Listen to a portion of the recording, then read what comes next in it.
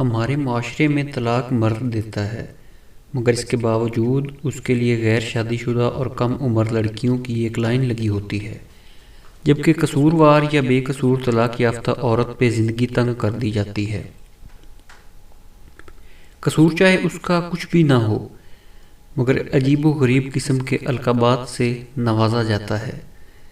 دوبارہ شادی ہو بھی جائے تو خود سے 10 سے 20 سال بڑے مرد سے، اور اکثر تو وہ 3 بچوں کے باپ سے شادی ہوتی ہے۔